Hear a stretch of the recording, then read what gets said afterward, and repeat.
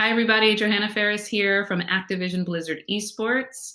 I serve as head of leagues and commissioner of the Call of Duty League. And you are watching Behind the Brand with Brian Elliott.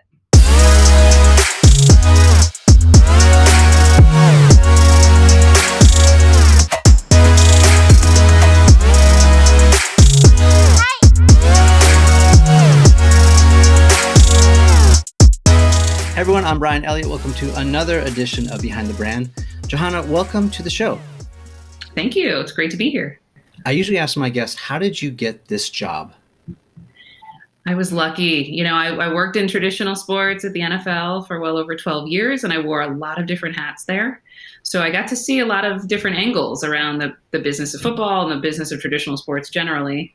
So when Activision Blizzard was interested in really pulling some of that acumen into the new leagues that they were launching. And they started about 4 years ago with Overwatch League. But then when I came in, it was really to drive the launch of the Call of Duty League, which of course we're really raring to go here in season 2.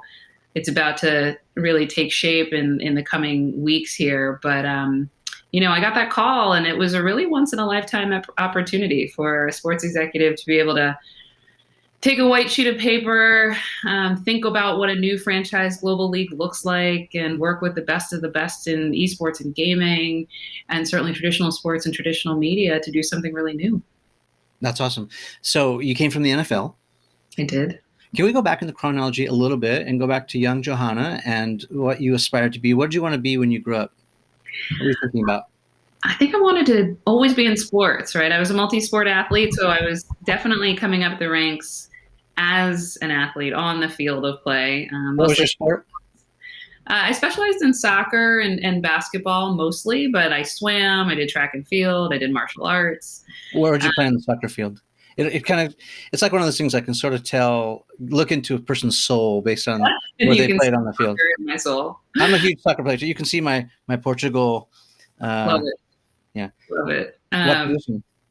Yeah, I started as a defender and kind of worked my way all the way up to striker. I figured out later on in life that I really enjoyed scoring the goals. So, and I was a lefty. That's always helpful in soccer. Not many of us out there and loved every second of it.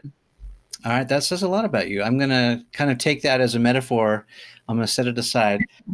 And so how about, and the reason I ask it with context because a lot of, and it's not just young people who are trying to figure out, what they want to do with their life. It's also people who, maybe they're mid-career and they want to do a reset and they're trying to figure out, am I really happy doing what I'm doing? So what were the signals? Did you get influence from your parents? Did you get pushback? Did they guide you in a certain way? Like your dad was a doctor, your mom was a scientist. I mean, how did they influence your decisions? Well, they were very much supportive of me sort of finding my own strengths, right? And adventuring into different things and spaces. Try everything was a little bit of the mentality. And as you try, do your best, right? So I think there was really a great canvas for me to be able to dabble in different interests. And as long as I was getting the grades and, bringing the right character to the party, it really was my journey to determine. And I always love that kind of support. It's interesting, right? Like maybe you and I are similar ages, and that era of like going the traditional path of doing great in high school so that you could take the SATs or whatever you're going to take, the MCATs, LSATs, whatever your testing was, and then go into the right college. That was definitely a thing, a path necessary. And as we look at today, announcements from people like Elon Musk or even Microsoft, Google, they're saying no degree necessary, come as you are, bring your brains with you, but we don't need that piece of paper. How's that changed for you? And you're at the top right now, picking people to work on your team. Does that influence you, like whether or not they've had traditional schooling, or what does that say about people now? I actually love that movement personally. I completely agree. If you have tenacity and you have a great work ethic, you can be trained to do pretty much anything. That's my belief, right? And so it really is going to come down to the passion that people have for delving in, doing something very challenging. It's going to come down to how collaborative are they? Are they a I and me type person, or are they a we team type person? Hmm. Really matters. And certainly when I think about Call of Duty League and launching what we had to do over the last year, it was exceptional how much it was about the team. Brilliant stuff. He found his second on the metals. Oh boy, in from behind. What a disgusting turn on the classic. I barely even saw the shots. He's got Toronto's number and he's ringing him like a bell. And it was about supporting each other and picking each other up and wearing 100 different hats just to get something really challenging done. So no, I mean, it's less about resumes. It's less about the NBA culture, right? As much as we have a lot of those in the building and tremendous acumen, it's really got to be about, how you bring yourself to work, not just what it says on a piece of paper. Yeah, I'm starting to, my mind is sort of painting this picture of you and your evolution, the athlete, the metaphors about teamwork and being part of a team and maybe, having to persevere through hard times. So did you stay on that path from athletics right into your NFL career? What did you do before that? Well, I actually took a little bit of a hiatus when I got to college. I decided not to play when I was at Harvard, and it gave me some time to also step back and find other interests. And little did I know at the time, I loved performing arts. So I also really cultivated a real passion and craft for, performance and being a vocalist and music, and certainly consider myself a musician in many ways. So that was awesome. And again, I think it actually comes forward in my professional career. A lot of times when I think back now about these high pressure moments or the need to perform, it's absolutely part of my athlete journey. It's also part of my, when you step on a stage, literally or figuratively, the show has got to go on. And it's really been awesome to play conductor a little bit there with all these different players, and the puzzle pieces that it's requiring to bring forward sort of the ultimate performance. And certainly there's nothing more pressurized than having to operate a global eSports league in its first year, pre-pandemic in launching it, and then post-pandemic. You're talking about live elite competition, and every single person is playing their role to bring that forward for fans. So I actually think I kind of delve into my musician side as much as I delve into my athlete side when I think professional work ahead of me. That's a great lesson. I just want to underscore it in case, the audience missed it. It was subtle. I think it's actually a really good lesson worth repeating. And that is what I'm hearing you saying is that, nothing goes to waste. So you may be, feeling like you're in a dead end job. Maybe, you're at the bottom of the totem pole, working the cash register at a fast food place. There's a lot to be learned right there on the front lines. And, like you said, nothing goes to waste, whether it's from your athletics or your musical performance experience. At some point you can draw from that, right? And draw strength or learn, remember lessons, or maybe it helps you in a certain way. I think that's a really smart message. So you make the leap to the NFL. That's an amazing career move. Let's address the obvious. There's not a lot of females in the National Football League. Can you talk about that from your perspective? Because I don't have that POV. Talk to me about how things are changing in pro sports, opportunities for women. I have two daughters, and I'm obviously trying to do my best to raise them to be strong, independent women, critical thinkers, badasses. I want them to be awesome. But help me understand, and maybe talk about some advice to other people who are younger, might be looking at you as a role model. How did you get there? What did you do, and how did you navigate that? Yeah, so much of it is, of course, you got to control your content, right? You got to control the controllables, as you often hear in the sports world. And what you can control, again, is your work ethic, the quality of your output, the deliberate rigor that you bring to anything in front of you. And so, back to your point about nothing goes to waste, like no job is too small, especially when you're in your 20s. I am definitely not in my 20s anymore, right? But it's not really getting caught up about like, oh, I want to be the chief fill in the blank one day, or I want to be president one day. Of course, we all, have those big aspirations and they should guide us. Right. Focus on what's in front of you. Focus on who is in front of you. Like, how do you create partnerships, relationships that can make you sharper each and every year as you're kind of coming up the ranks?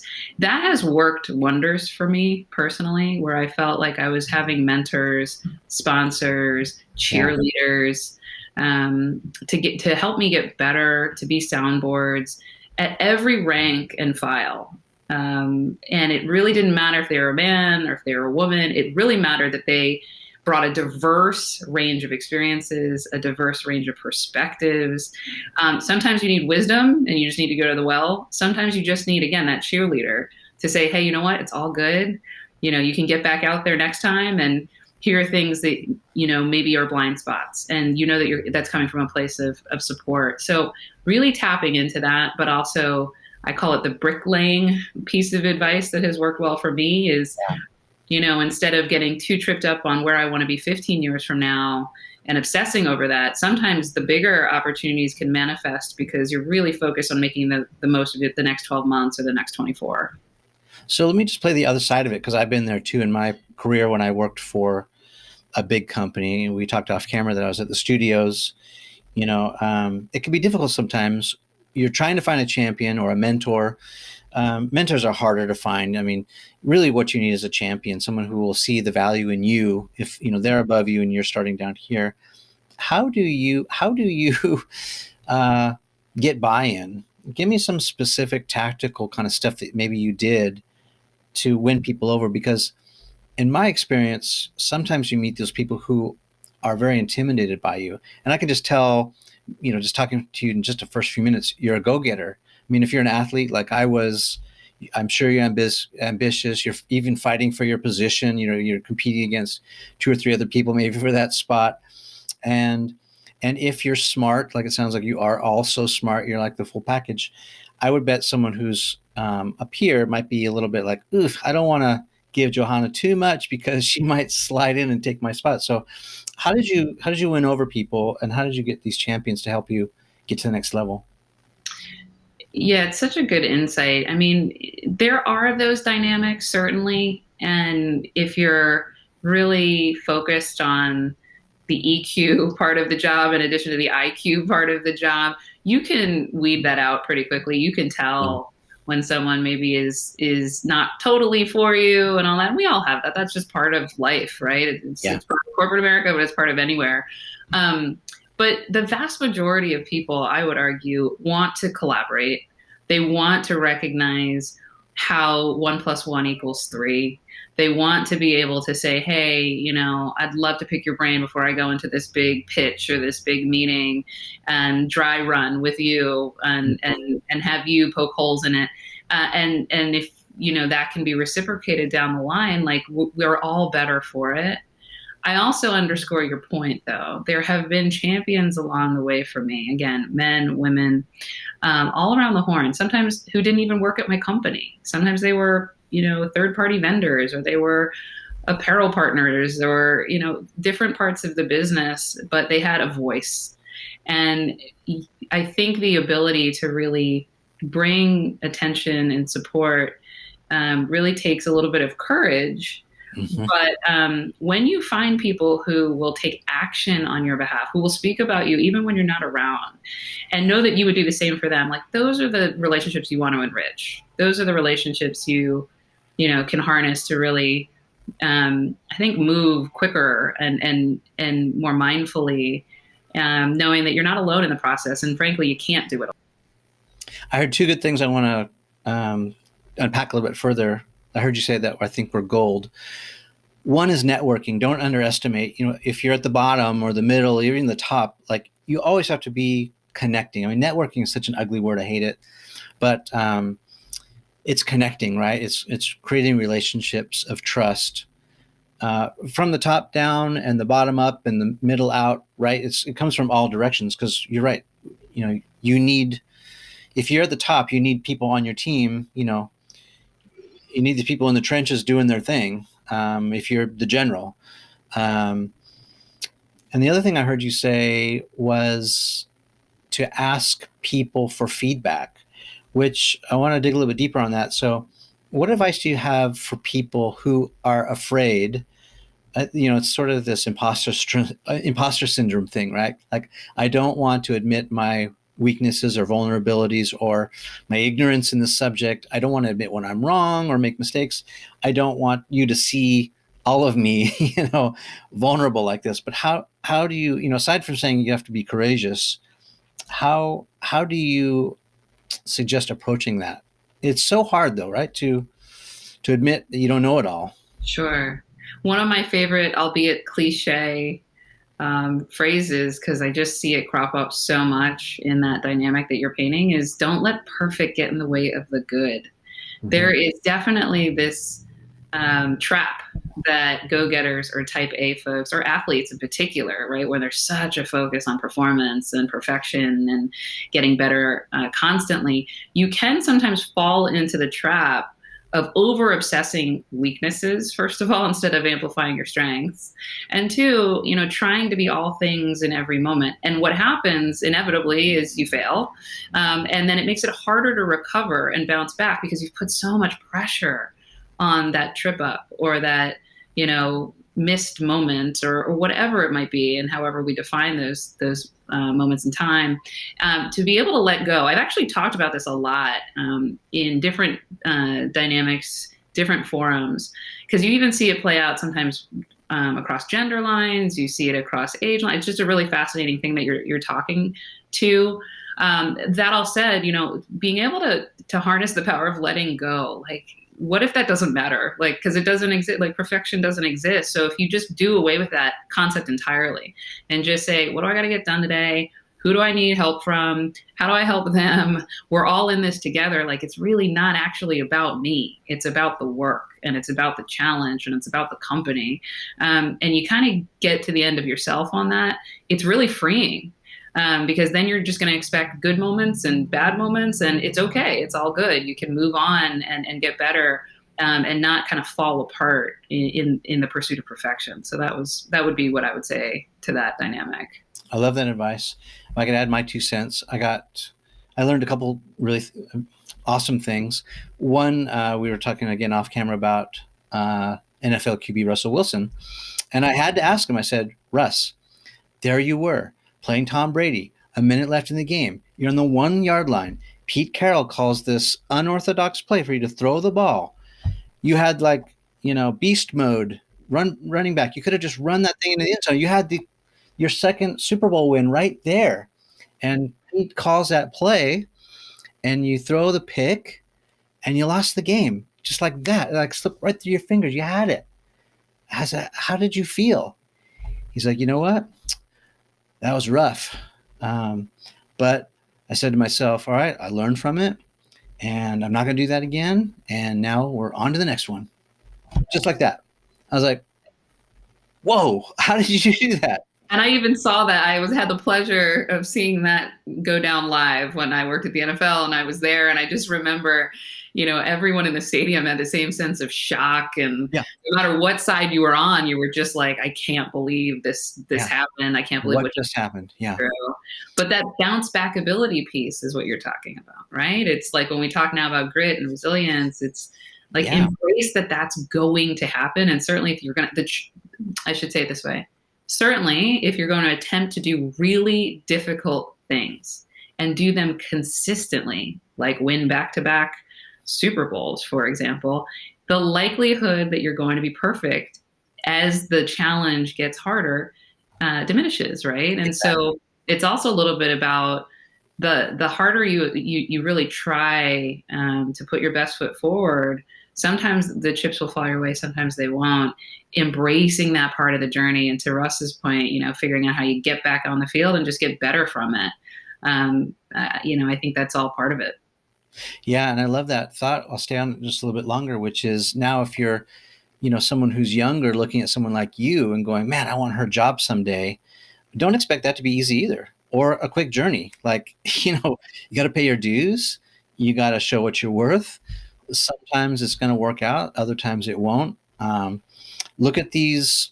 I'm going to guess that your moves have been very unconventional. From the NFL, who would have guessed? From the NFL to video game leagues? I mean, I would guess you probably wouldn't have predicted that. Never, not for a second. Yeah. And I'd also say I didn't even know that this type of a job would have existed in my lifetime, right? So there could not have been a Yeah. story that I wrote 10, 15, 20 years ago that said, I know, I'm going to be the head of leagues one day for a gaming company. Like, who's to know? And so you're exactly right. Like, aspiring and wanting to bring excellence, of course. But make the most with what's right in front of you. And those open doors will maybe take you down hallways you didn't expect, but they could be the best hallways ever, right? If you embrace that. The other thing that's worth mentioning, I think, is something that my mentor, Seth Godin, taught me. And Seth reminded me, or he asked me, he said, a lot of people ask, what would you do if you knew you wouldn't fail? Right? Mm-hmm. Which is an interesting question, because I'm going to put a little twist on that and make it more relevant or more important. He said, what would you do if you knew you would fail? Mm-hmm. What would you do if you knew that no matter what you did, it wasn't going to go? Then what would you make? Then what would you do? Yeah. Take the pressure out of it. Release yourself from the outcome and just do the work. What would you make? And that's like open up the world for me, because sometimes, if we're making a client pitch, or, I'm in an interview with Johanna Faries, or, someone, a big deal, it's like, I'm kind of holding my breath, like, oh, I don't screw this up, and yet at the same time, like, if I'm just attached to the outcome the whole time, I can't really focus on doing my best work. I can't get into that athlete's flow, and it won't be as good. So the advice has been priceless for me, just to sort of release myself from that, just do my thing, and then hope that eventually the cream will rise to the top.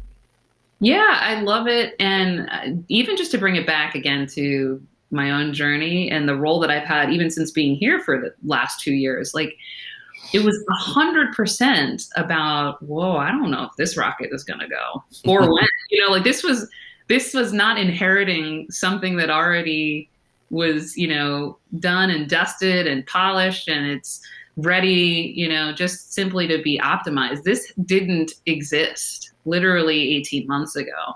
So there was a lot of potential for failure, or for potential for a lot of, hurdles, both foreseen and unforeseen. And yet it's been some of the most rewarding work I have ever had the pleasure of doing because of that, to your point. And we often feel that adrenaline rush every single week. We just started again with our kickoff classic 2 days ago over the weekend. You would think these are the best of the best, right? These are pros everywhere you look, from behind the camera to in front of the camera to the players taking the chair. You would think we do this in our sleep. But no, it was the same butterflies. That was the same, oh my goodness, how's the next hour of content going to go? But that's what makes it worth it. That's the journey that I tell my kids about already, but I'm going to write books about, because it is so challenging, and it may work and it may not, and it may end up being better or slightly different than I have it in my head, but letting it unfold and doing it with people that I truly love doing it with, like, that's the experience. Yeah, that's exciting. You get to write the history books. So this show is called Behind the Brand. We talk a lot about brand marketing and strategy. And I also often ask the people that I talk to, so what is the Activision Blizzard brand? Can you break that down? Or, let's start there. Let's start big, and then let's go down to maybe like Call of Duty, or maybe you want to talk about Overwatch. But let's break down each, so just get a nice overview of what the brand is. And maybe actually, before I ask you what the brand is, what is your definition of what a brand is? What do you think a brand is? Oh, geez, I would argue it's everything. And maybe that's the marketer in me, but you have a personal brand. It's coming through right now. I have a personal brand. It's coming through right now. To me, it's the first impression. It's the core essence of a product or a person. It's how they show up in the world, right? And so when we think about brand, even at the CDL, right, there's all the work that went into months of answering that question. I think we spent as much time figuring out what our brand was going to be what it was going to feel like, sound like, how are we going to speak, what are our values when no one's looking, what are our values when things are great, what are our values when things are not going great, right? Right. And then once we figure all that out at the foundational level, we'll figure out what that logo looks like. That's the end of the journey, not the beginning, right? So I would argue that your brand is effectively someone's impression of who you are. Yeah, I totally agree. I think, as much as, when I was on the client side trying to, manage the brand, as much as we brand marketers want to have control, brand is in the hearts and minds of the people who come in contact or experience our product or service, right? And so if you have one customer, you might have one brand interpretation. If you have a million, you might have a million different impressions. And I think the brand marketer's job, people who are at the helm, is to make sure that they're walking the talk, and that the experiences and the marketing material, or at least the way that they're managing, is in alignment so that it's all synced up. So as I ask about like the brands that you are managing, what are the brands? Tell us the brands under your jurisdiction. Sure. Well, as head of leagues, right, I'm mainly focused on two major brands in the Activision Blizzard portfolio. So to start, big is you and sort of set up the question. Activision Blizzard is a world-class publisher of some of the biggest games out there, from Candy Crush to Call of Duty to World of Warcraft to Overwatch. And it has been doing that at scale in a world-class way for many decades at this point. Where I come in is in this new emerging business called eSports. Of course, we can track on that in detail. But why that's important is because Activision Blizzard decided to really shape a new vision for the competitive aspects of some of these IPs. And in particular, creating city-based leagues that are akin to the NBA structure that we all know, or the NFL structure, that are owned by many owners of MLB and MLS and NFL teams, who can now invest in pro elite competition, the best of the best players in Call of Duty, the best of the best players in Overwatch League, and really monetize those opportunities in local cities, local home marketing areas, as we would call them, which is not dissimilar at all to how football works as a business or how basketball works as a franchise business. So that was the new inflection point. And so does it work similar to, I'm just thinking about pro football. So we just saw Buffalo Bills, sort of a not a major market city team, make it to the playoffs, or at least a wild card. Is the same opportunity there for leagues who may not have the same funding, if you're like in the LA market or the New York City market? Or it is. Yeah, it's funny you say that. I was watching the Bills game and I kept being like, wow, maybe we should have a Buffalo Call of Duty. Like, it's just interesting how the brain now works because we have major metropolitan hubs as part of our leagues in Call of Duty League and Overwatch League. And we have maybe smaller hubs, but they're still huge cities when you think about the 20 across Overwatch and the 12 across CDL. What's awesome about it, I think, is the speed at which a lot of these organizations are not only operating at an elite level, but putting new brands on the map, right? Every time we talk about Atlanta eSports, now all of a sudden say, I can't wait for Atlanta FaZe to host opening week here in a couple weeks, right? Like that, again, going back to my earlier moment of we didn't exist 18 months ago, the speed, the clip at which fans are really leaning into the models that we've put forward, I think bodes well for not just the popularity of our leagues, but esports categorically. Yeah, so I'm thinking of more things right now, which is how do you decide which markets get a team? Is it like a group of investors say, hey, we want to form a team, and then they pitch it to you? Like, are you like the commissioner of football now, basically? Are you deciding, which team owners get a team and a franchise and all that? How's that work? That was part of the journey in my first year. So the first year that I joined, it was actually, again, set the vision. What are we doing for Call of Duty esports? What is this new CDL going to be? shape that strategy, both from a business model perspective and an operating model perspective.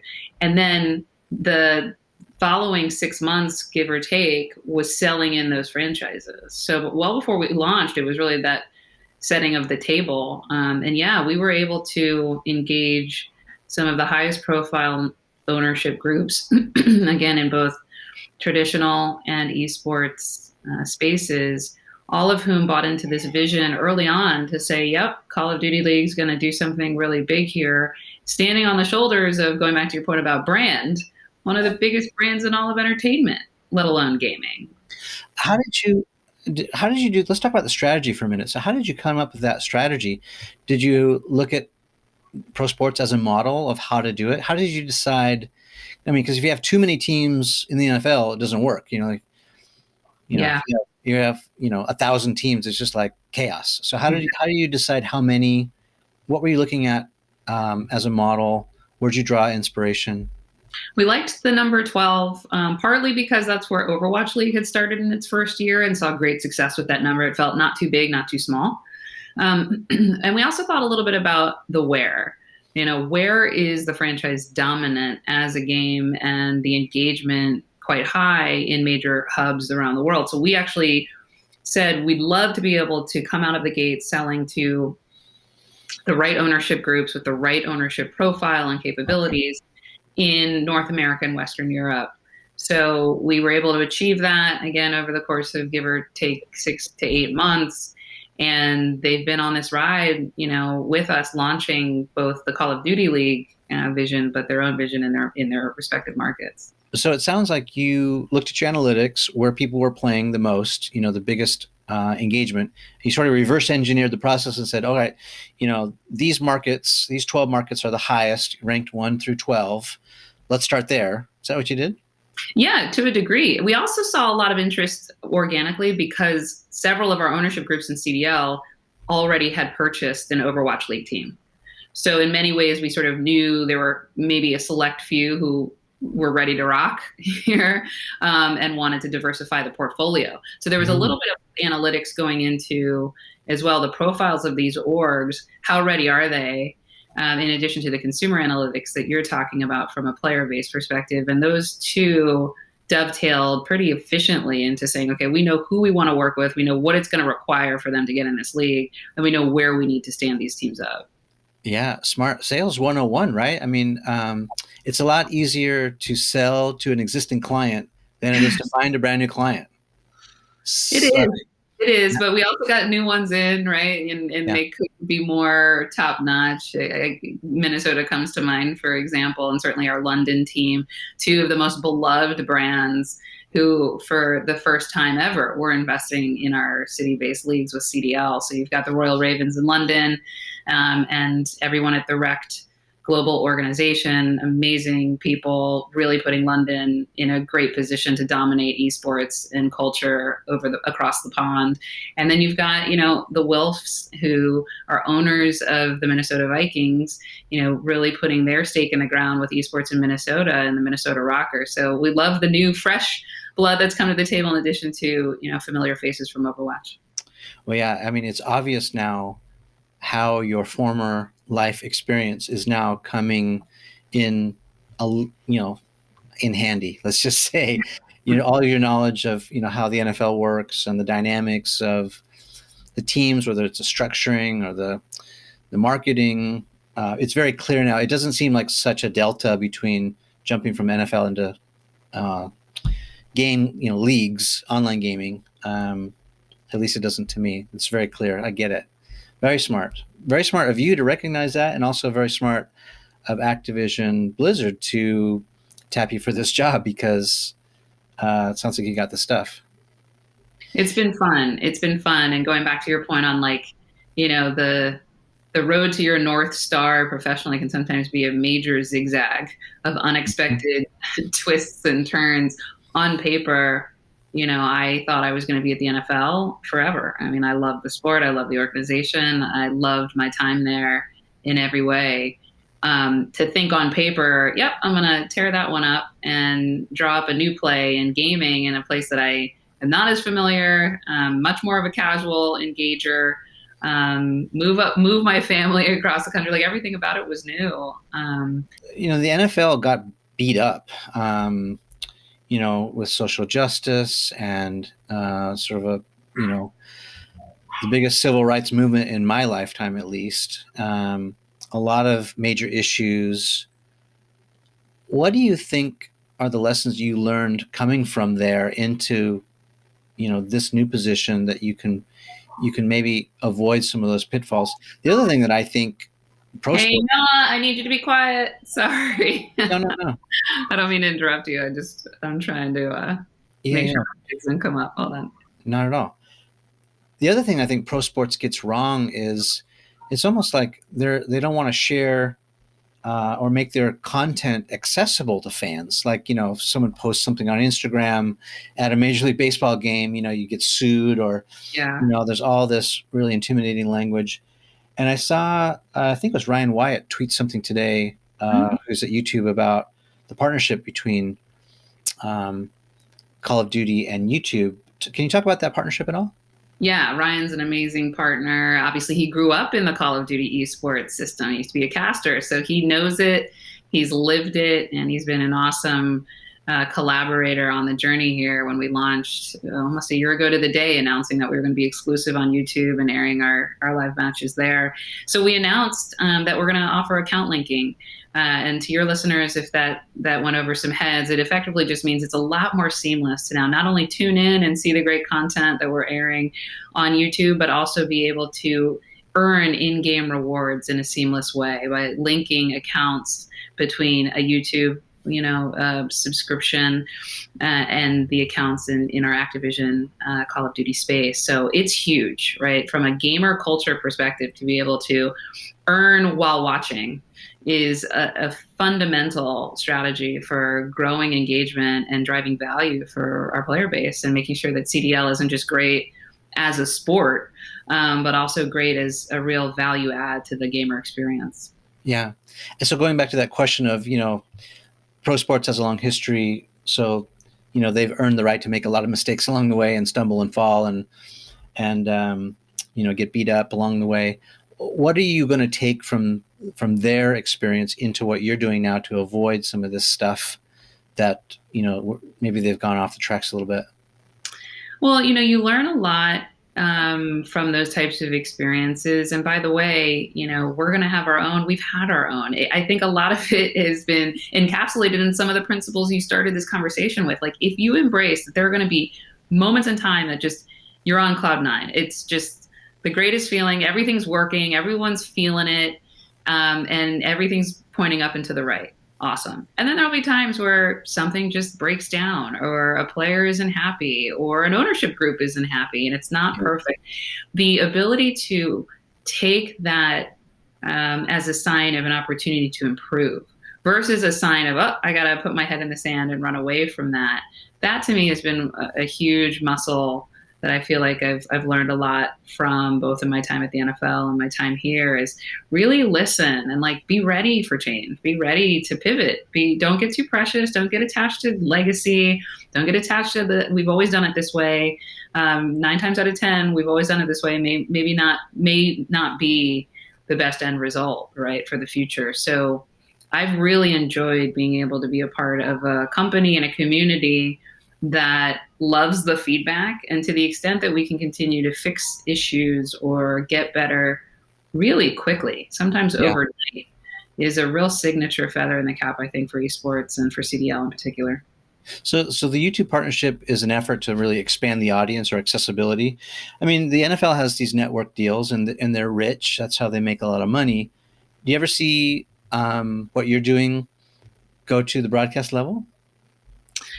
That's the hope. That's certainly the ambition, right? I think as our consumers dive into this more and we aggregate audiences and we drive scale around viewership behavior and all the other indirect and direct value that can come from that, it stands to reason that as esports matures, so should the media rights that can be afforded. The YouTube partnership was a first of its kind in many ways in that regard, when Activision Blizzard was able to partner with the likes of a best-in-class partner in YouTube, but also do so by monetizing the value that we assign to those rights. Like that's major for esports. So it might feel small as compared to the numbers we're seeing in traditional sports, but the pattern for growth should suggest that those numbers will go up over time. Yeah, and if you're on my side of the fence, I used to be on the traditional side, but I know better now. Just because this happens a lot in Hollywood. A lot of Hollywood people look down their nose at YouTube, or even anything online, and they'll say, well, it's not Mm-hmm. the silver screen or whatever. But times are changing, and those dinosaurs, they didn't evolve, and we all know what happened to them. And it's amazing, the numbers, the metrics behind some of the the sessions that people are watching, and just the sheer volume of people that are attending these online events. We were just talking off camera about the Space Station guys or the Mr. Beast guys for doing gaming in different ways. It is incredible. I think it's the future is now. Actually, it's not even in the future; it's happening right now. Really, it is unfolding. And Gary Vaynerchuk, who's part owner in our Minnesota Rocker team, he has said this. I've said this. He and I have said it together when we've had conversations. Like you're exactly right. Like the moment happened. There's a lot of like, oh, it's coming, or esports is 5 years away, or whatever. And depending on what lens you're looking at, sure, but it actually has happened, and we're really at that inflection point, seeing it unfold before our eyes. One other thing that I would just bring as an example to your point about YouTube. I even experienced this with our Kickoff Classic this weekend. It is so easy for me to be able to say, hey, Brian, did you miss some of the preseason matches that happened? You would likely say yes. And I'd say, awesome. Well, you got to see this play that happened, in game 2 of the series between, I'm making this up, our Paris Legion versus London Royal Ravens match that happened on Sunday. I can literally get you that clip in a library like YouTube in a matter of seconds. No issues, no worries. So the nimbleness of how we're able to not only eventize live content, but then repurpose that content to bring it forward, to replay it. You can do that at your fingertips immediately. And so that power of DTC-driven content, I think, is going to help speed up the conversation around scaling up audiences. Yeah, it's an important point. And to add to that, on multiple screens, by the way. So whether you're casting it to, sitting on your couch and watching it, or you're double watching on your tablet or phone and your TV at the same time, or you take it with you. Exactly. It's already, built to go. It's so smart. So the other thing I talk about on the show is we're rounding third, coming home, or, we're in the fourth quarter, whatever metaphor you want to use for sports. I like to talk about the F word, failure, because some people will say, failure is not an option. I've got to do this. And the reality is failure has to be an option. We have to make mistakes. We've talked a little bit about it. We've danced around it.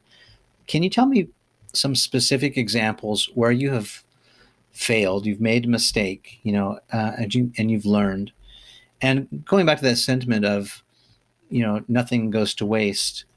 I want to hear what you've learned and got wrong in order to get it right and sort of be where you are today. Man, how long do you have? I mean, the list is long for me. Yeah, let's go. But I'll go back to my musician roots, right? Like I was a starving artist for a couple of years there in my life. And it was the best time now as I look back, just because of all the different things that I experienced and, to see the other side of what life experiences and chasing dreams can look like. But in many ways, you would define that as a failure, because I thought, oh, that's what I want to do full time. I'm going to get paid. I'm going to be famous. All the things we dream up when we're aspiring for a career that matches up with our passions. What I learned pretty quickly over time is that, guess what? I can tap into my passions and still make great music. And it doesn't need to necessarily be 100% of, my time. It doesn't have to be my career with a capital C. And when I was in that box and defining it that way, the failure felt heavy. Once I, again, released from that and just got back to, why do I love this? And as long as I can access that, maybe there are other things that I can do in my career that will enhance both sides of that coin. And that's exactly what's happened. So I'm able to make music in my spare time, but I'm also able to grow and thrive in my other passion, which was always wanting to have a role in the business of sports and working my way up. So less binary thinking. There's oftentimes this culture of trade-offs. It's like, you have to be this one thing, and if you're not this one thing, Yeah. you haven't achieved. And it's really not healthy. And it's really, to me, about, again, tapping in, embracing, give it your all, learn from it. And then maybe you have to reconfigure the puzzle. And that's exactly where you're supposed to end up. I like it. So there's some things coming up, some announcements you're going to be making. Tell people, what's coming up on your side and what they should be looking out for. So February 11th, Thursday, on February 11th is a major moment in time for CDL. It's the start of our second season here, opening week, hosted by Atlanta FaZe. And every match definitely matters. I will keep it top line and just say for your audience that, we've designed a season where there are points to be won every time a match takes place. And so with only 8 playoff slots and 12 teams in our league, these teams are raring to go, and they know that every single one of our 5 stages, they cannot mail it in. And so we're super thrilled. We're super excited, and we've seen great engagement in the early days here and even in our preseason exhibition matches. So we feel poised for growth. We're thrilled.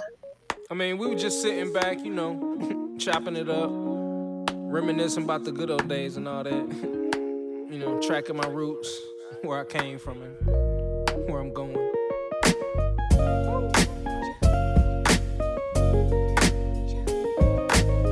But like I say, man, always said it. It's not about the destination. It's all about the journey.